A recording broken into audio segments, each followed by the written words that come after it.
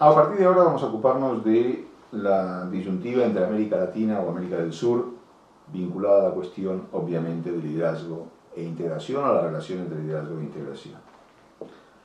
Habíamos hablado en el punto anterior de que existían tres grandes obstáculos a la integración regional, que eran dos excesos y un déficit. Hablamos del déficit, el déficit de liderazgo, y los excesos eran el exceso de retórica y el exceso de nacionalismo. Sobre el exceso de retórica señalábamos que había una gran tendencia a atribuir las culpas de todo lo que ocurría al extranjero, toda la responsabilidad de los Estados Unidos o inclusive de Europa, que preferían una América Latina dividida a una América Latina unida. Más allá de la falacia de lo que pueda suponer esto, teniendo en cuenta, por ejemplo, que los intereses de Estados Unidos en la época de la Guerra Fría eran mucho más fuertes en Europa que en América Latina, y de ahí el peso o el predominio de Estados Unidos en Europa podía haber sido mayor, pero sin embargo el proceso de integración europeo continuó más allá de que a Estados Unidos le conveniera o no negociar con una Europa fuerte o debilitada. Pero lo cierto es que este exceso de retórica está también muy vinculado al exceso de presidencialismo en los regímenes políticos de la región y a aquello que llamamos la diplomacia presidencial, una diplomacia en la cual los presidentes prefieren apostar por su capacidad, por su olfato, por su intuición, más que por los informes serios y sistemáticos de su diplomacia.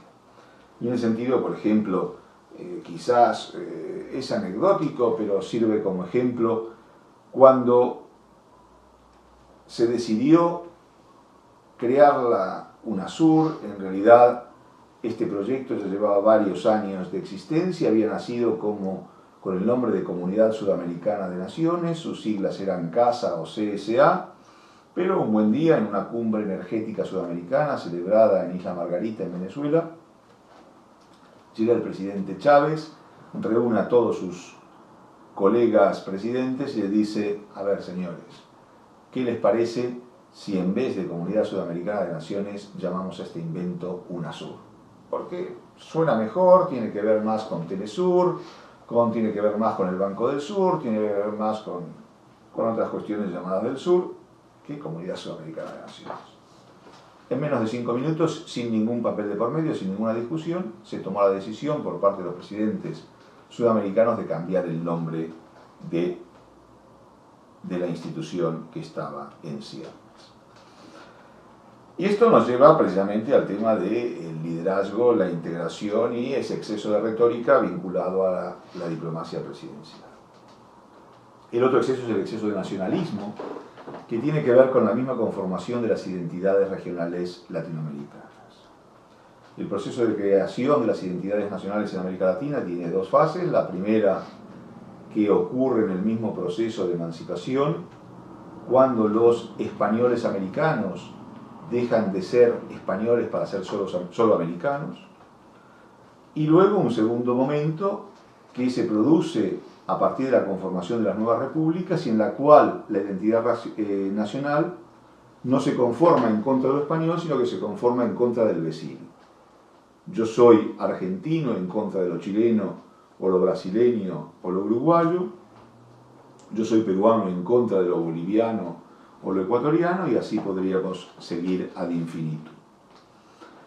Pero este exceso de nacionalismo, un nacionalismo que es omnipresente en América Latina, que inclusive abarca todo el espectro político, desde la extrema izquierda a la extrema derecha, inclusive aquellas opciones que en el siglo XIX o comienzos del XX eran más abiertas o más internacionalistas, como eran el liberalismo por un lado o el marxismo por el otro, también fueron contagiadas, también fueron penetradas por el enorme peso del nacionalismo en América Latina. Es decir, nadie está libre del pecado de nacionalismo en América Latina.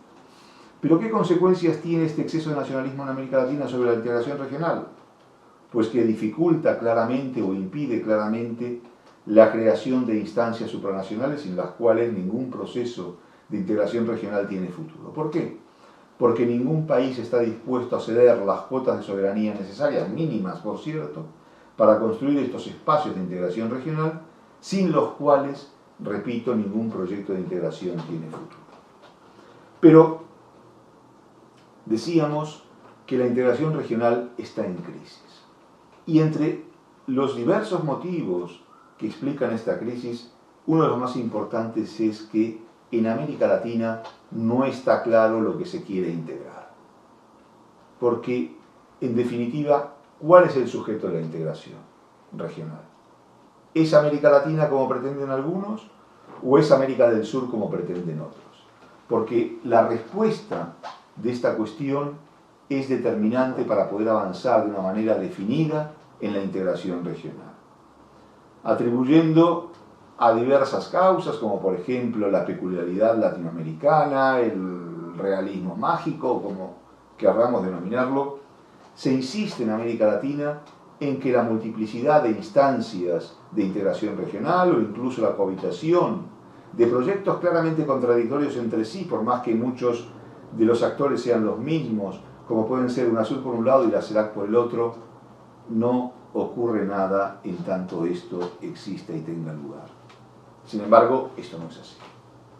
La coexistencia, la cohabitación, que dirían los franceses, de UNASUR por un lado, de la CELAC por el otro, del proyecto de integración regional de América del Sur versus el proyecto de integración regional de América Latina, no es beneficioso para avanzar de forma decidida en la integración regional. Obviamente que detrás de esto se encuentran varios conflictos, quizás uno de los más importantes, las diferencias que pueda haber entre México y Brasil.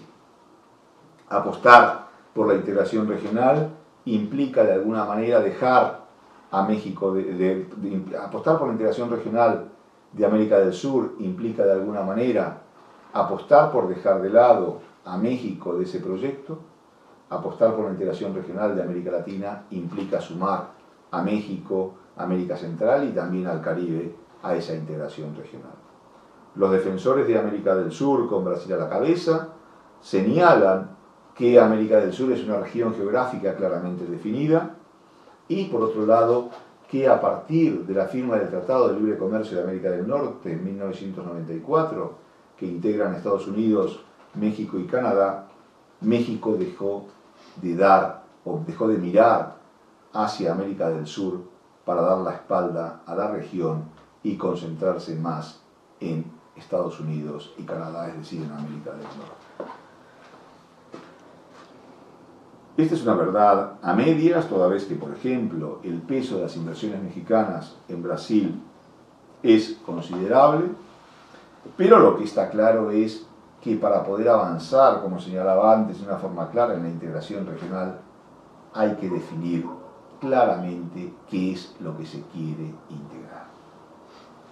Teniendo en cuenta que si apostamos por América del Sur como elemento central de la integración regional, nos encontramos con un problema muy serio y muy sensible.